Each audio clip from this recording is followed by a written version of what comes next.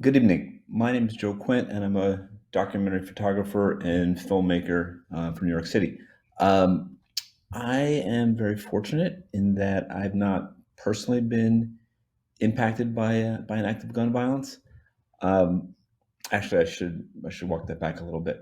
I was never shot. I was held up at gunpoint in college, but it was over so quickly that I really can't say that it had a profound impact on me.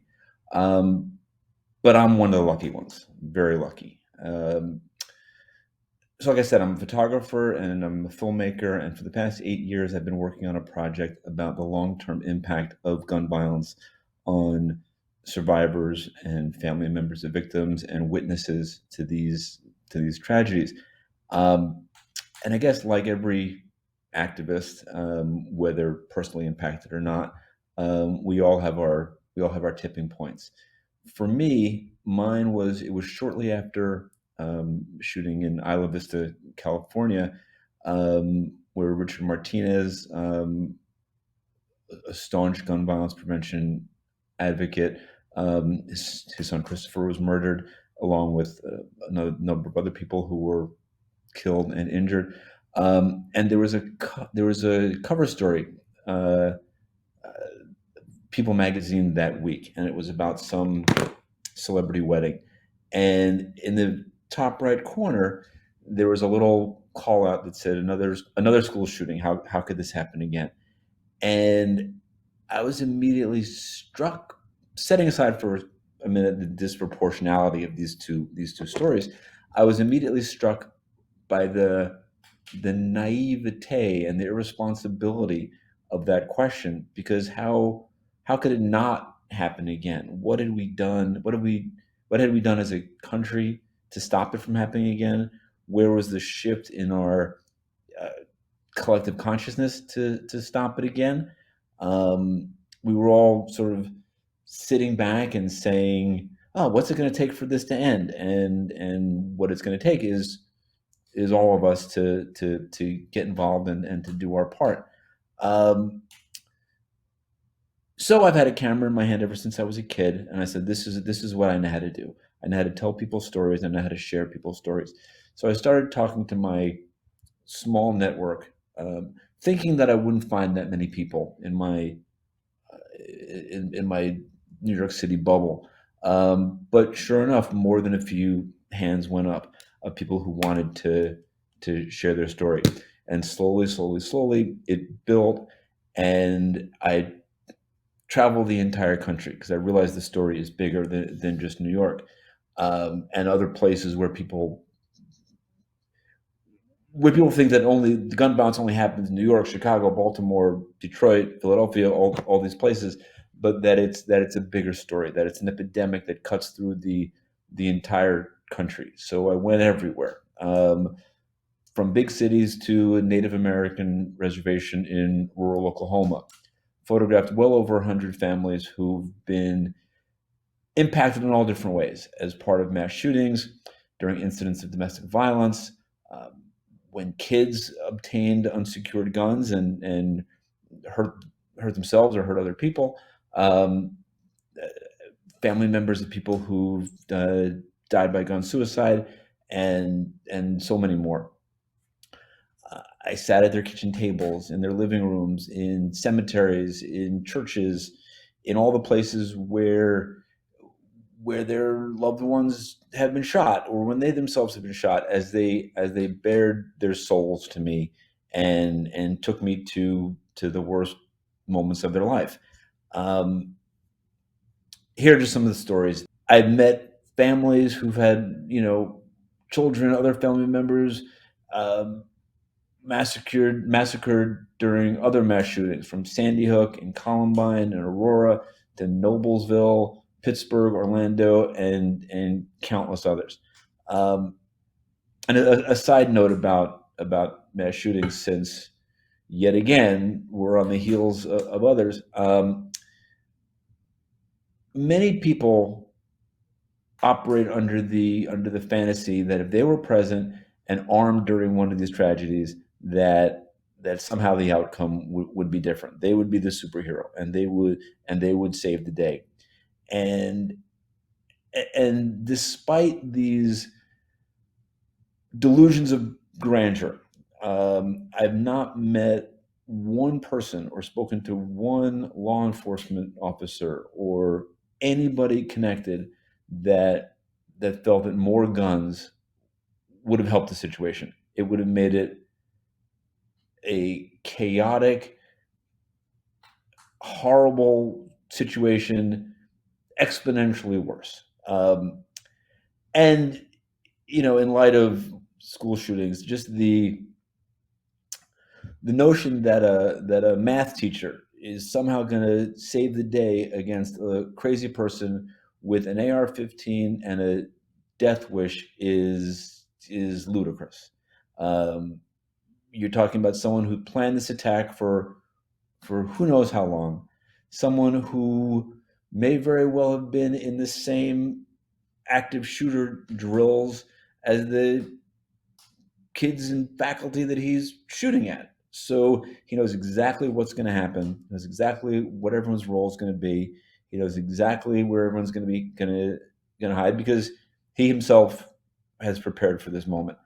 So, I mean, for these reasons and more than we have time for this evening, it's the most ridiculous solution that's ever been proposed. It's ludicrous, and it will lead to many more lives being stolen. Um,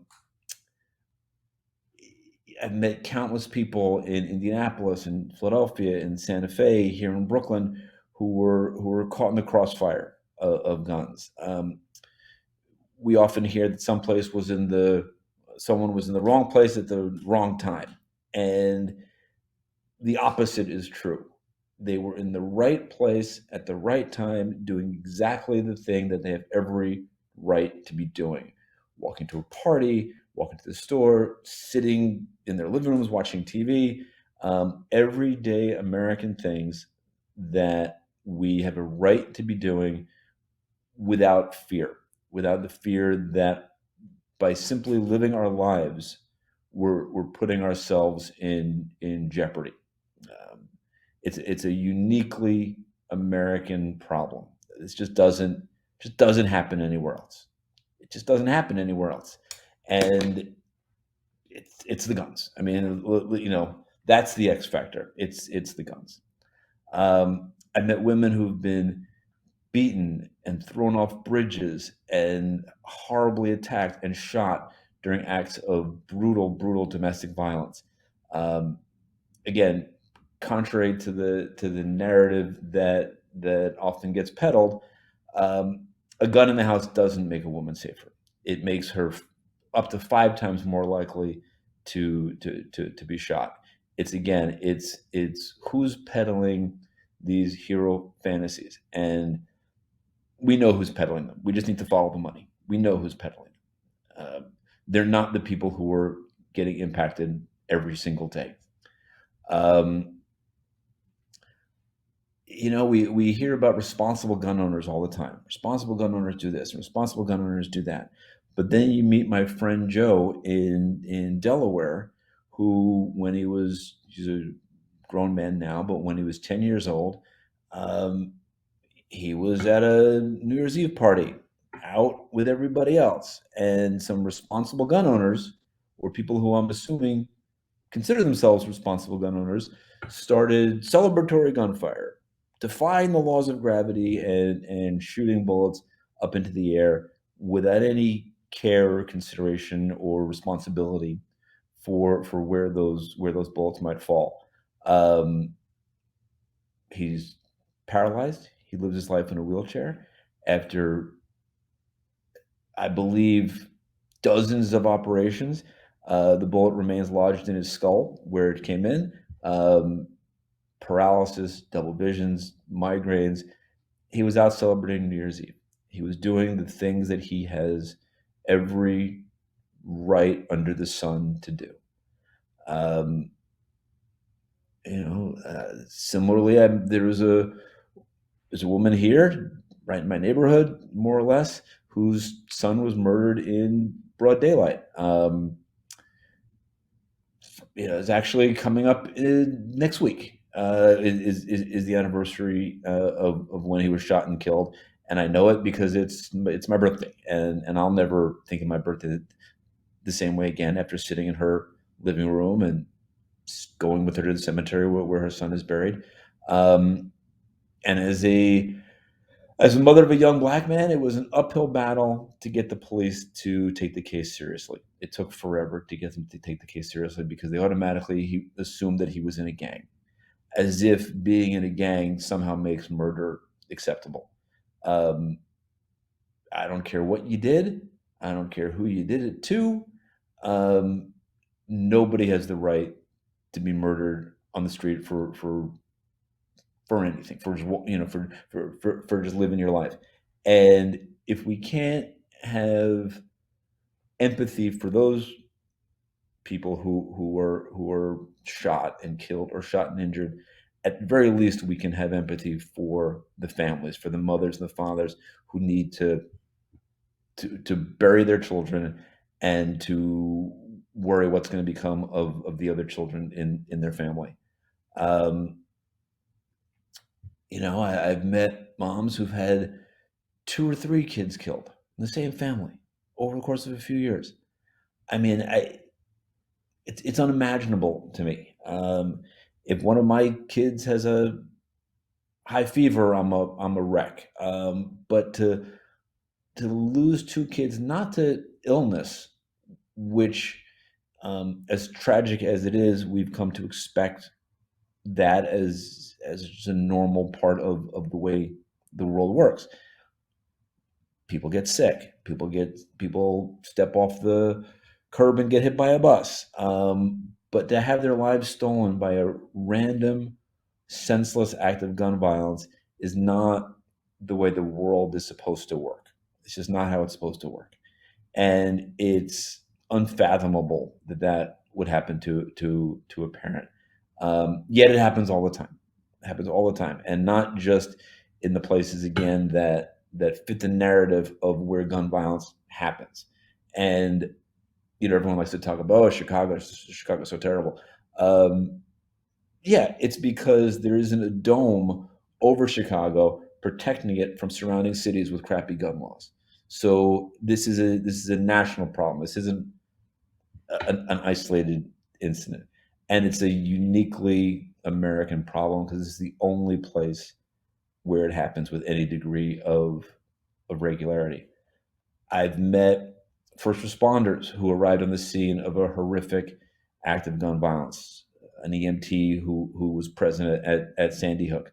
Um, he's done. I mean, that's it for him. After seeing what he saw, he's done. He'll never. I'm reluctant to say never because I really hope that this doesn't happen. But the vicarious trauma that he um, experiences and the survivor guilt that he experiences, and feeling like he's not entitled to his pain and his suffering because because he didn't have any family members who were injured. um, he's done, and there are hundreds.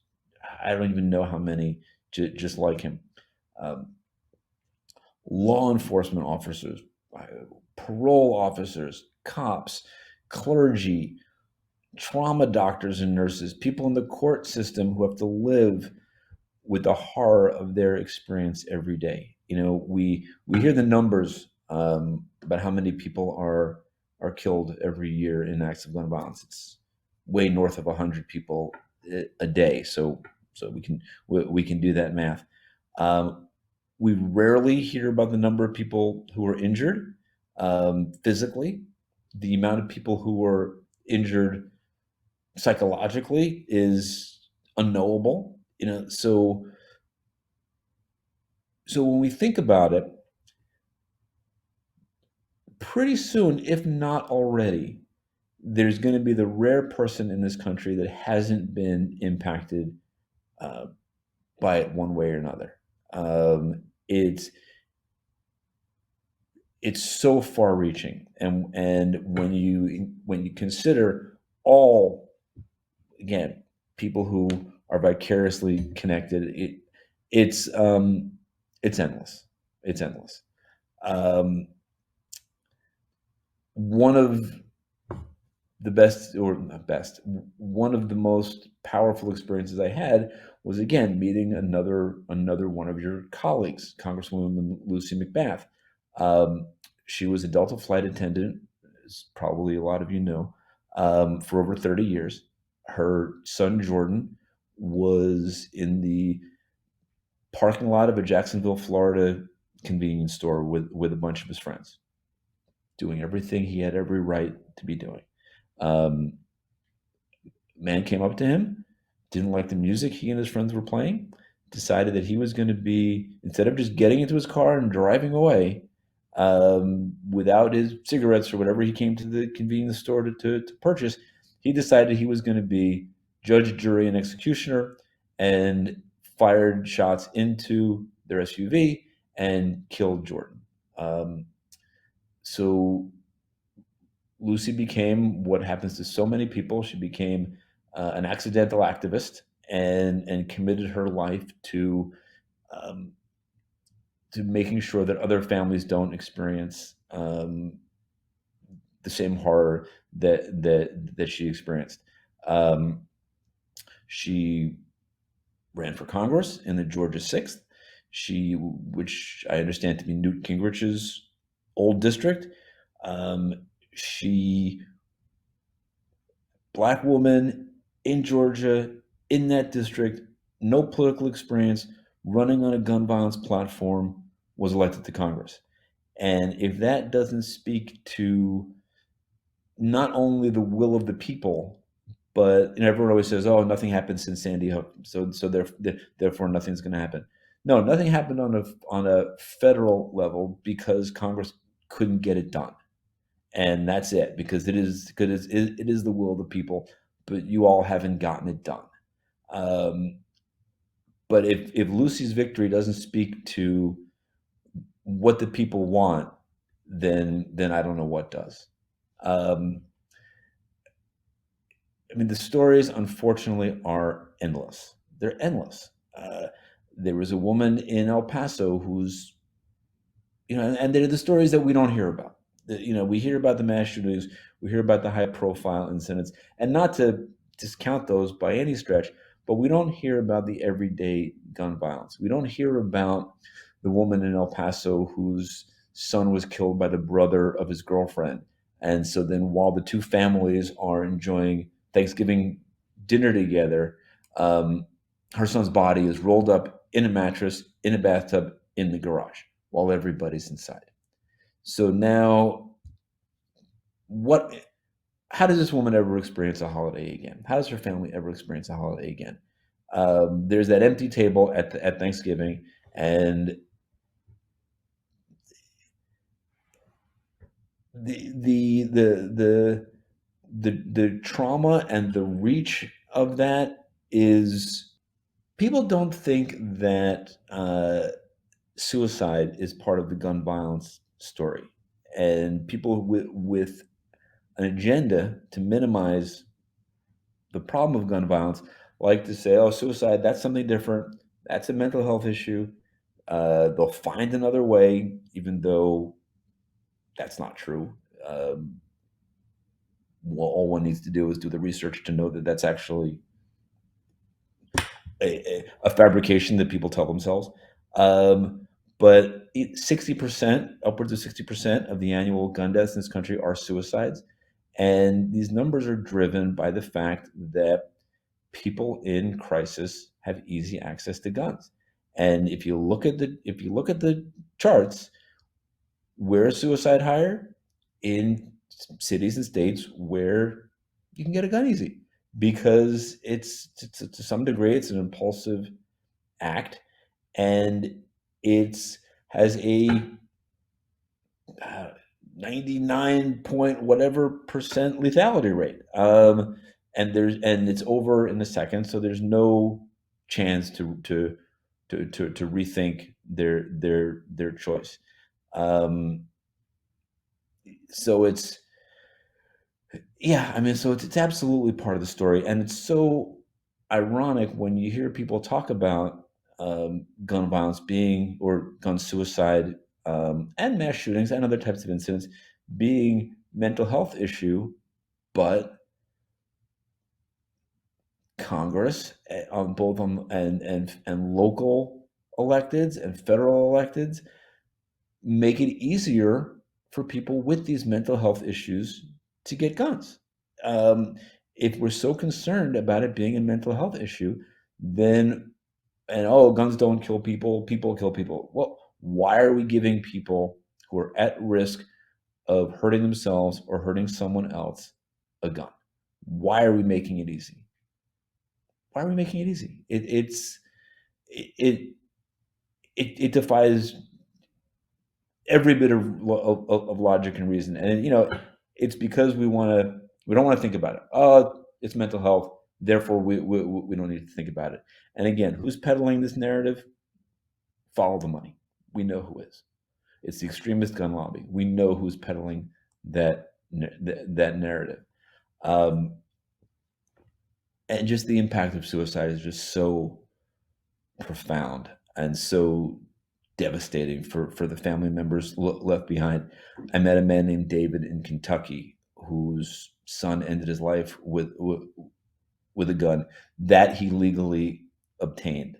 Um, uh, Tragically, his son called 911 to tell them where they could find his body because he didn't want his parents to worry. So in his last moments of his life, even though he knew he was going to end it, he was trying to protect his family from the pain that he knew his decision was going to cost or was going to cause rather. Um, it's access to guns, right? It's just easy access to guns. There's a woman named Diane in Minneapolis whose daughter purchased a gun from a private seller at a gun show, no background check, walk across the street, checked into a motel, and shot herself in the head. Uh, she regularly wrestled with mental illness her whole life, and Diane will tell me that the gun she used to end her life was easier than the medication she needed to get in order to save her life. Now, let's imagine that for a second. There's a CVS on every corner, right? But between um, the healthcare system and the insurance companies and all the hoops that you need to go through to get quality mental health care, the gun that she bought at the gun show was far easier to get than the medicine she needed to save her life. Um, if that's not a call for treating gun violence as the public health emergency that it is, then I don't know what is.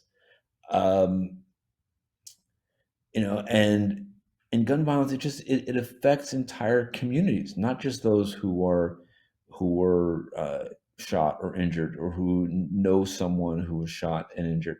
I met a woman outside a vigil at the Pulse nightclub in Orlando when a madman with easy access to a gun went in and indiscriminately murdered. I don't want to misspeak. I want to say 49 people in a gay nightclub and injured countless more. There was a woman sitting outside, a woman from the neighborhood sitting outside, didn't know anybody there, but she told me that her daughter came out to her when she was 15, and her best worst fear for her daughter was that people would be unkind, and her worst fear was this was this kind of incident. No parent should ever have to worry about that. Um, it, it, it, sh- it just shouldn't be, and it is, and it does not have to be this way. Um, there was a gentleman in Wisconsin whose mother ended her life with a gun when he was 6 months old. Now he naturally has no memory of her, but other than what he knows about photos and stories about her struggles with mental illness, but that guilt and loss reverberates with him every day of his life. Um, I was talking before about what people think gun violence is and what it isn't, and we tend to not like to think about it when it happens in marginalized communities. Although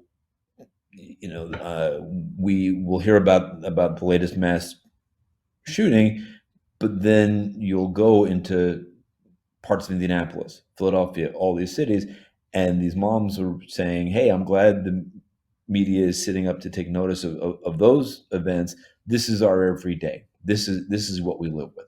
I go to vigils. They go to vigils every night of the week, or every Friday night, because this is their life. This is their existence."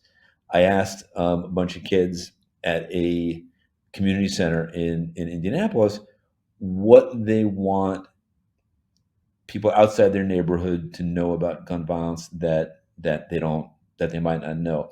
And this is what I want you all to know about gun violence that you might not know. Renisha told me that people get scared of the world if they don't feel safe. 15 years old, actually 13 years old, scared of the whole world. Young man named Promise said that you can never have something that you want because someone is always going to try to take it from you. These kids are growing up feeling completely unsafe. We're all sitting here not having, we're trying not to think about what's going to happen to our kids. These kids every day, bullets have no names, is what they would tell me over and over and over again. Every day they're living with this.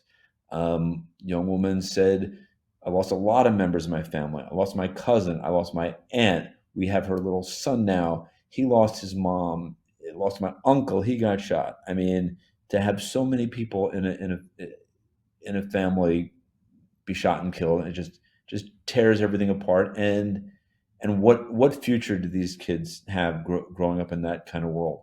Um, Even myself as an artist and as an activist, and the thousands of other dedicated activists who fight for an end to this senseless gun violence, we're forever impacted by this work in our own way. I wouldn't compare my degree of impact to someone else's, uh, but but it's not without impact on all of us. It's changed me. But this work has changed me. I've been in situations where I've felt that it's almost a foregone conclusion that I'm going to get shot. And what am I going to do in this situation? What am I going to do in that situation? Because I live in that. Because I'm just surrounded by it all the time. So, and so many people I know have been affected. Um, so it's whether I'm myself am shot or injured, or I know so many people who have been. I know so many people who've ended their life, family members of people who've ended their life, um, kids who've gotten hold of unsecured guns and hurt someone in their family. We have to end this uniquely American epidemic. I do my job, and with respect, we need you to do yours. We need you to do your job, what you were sent here to represent the will of the people. You're not doing your job, and you need to. A clear majority of the country want more secure background checks. Every gun, every sale. What happened at the Emmanuel AME Church in Charleston, South Carolina, where someone who wouldn't have passed a background check, had the check had time to go through, he got access to a gun, murdered worshipers during a Bible study class. That was a preventable event. Um, it's ludicrous that the assumption is the background check should go through if it isn't completed within I believe 3 days is the number, as opposed to let's do our due diligence and make sure. And as it turned out, this gentleman, whose name we won't publicize, um, would not have passed the background check due to past, I believe, felonies. The majority of the country believes in red flag laws for people in danger of hurting themselves, um, or someone else.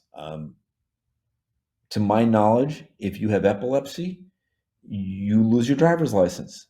I'm not a medical expert, so I could be wrong, but it's my understanding from people who I've spoken with, that if you have epilepsy, you lose your driver's license until such time as you are free and clear from seizures and you could drive safely. There's no reason why guns shouldn't be the same way. Oftentimes, someone's going through a temporary mental health crisis and they get treated, they get better, situations in their life change, and they can have their guns back. This is not taking away anyone's rights. This is, um, it's a seatbelt. It's not drinking and driving. It's other comparable things that we do to protect society from ourselves and from each other. It has nothing to do with rights. This is about the public good and safety, and this isn't infringing upon anything. Um, there's a big difference between an inconvenience and an infringement, and some people I think that not being able to have whatever I want, whenever I want it, however I want it, is an infringement, and that's what 5-year-olds think. Um, that's what kids think about. I want what I want when I want it, and I can't comprehend anything else. That's that's what children think. Um, the majority of the country favors raising the legal age to purchase an assault rifle to 21 years old. I mean, it's just a no-brainer. If you're not old enough to buy a beer, you shouldn't be able to buy an assault rifle. I mean, these are not hard things to get done if the will is there. Uh, if someone can agree on these basic things, if someone can agree that guns should be safely stored because it should be impossible for a toddler to access a loaded gun and shoot his baby brother, then we can't agree on anything. We can't scratch our heads and wonder, uh, why is this happening? Because we know why it's happening. Because we need to follow the money. We need to look at who's pulling the strings. And it's not what the people want, it's the extremist gun lobby. Um, we don't need more platitudes and good intentions that go nowhere. We need action. We need action right now. We need to pass red flag laws. We need to raise the legal age to buy an assault rifle. We need to tighten up the background check system right now. We need to do that right now. And it's in your power to create change. You can do this. And at this moment and right now. And um, I hope, and most of the country hopes, that you'll step up and do the right thing. So thank you for listening to me, and have a good night.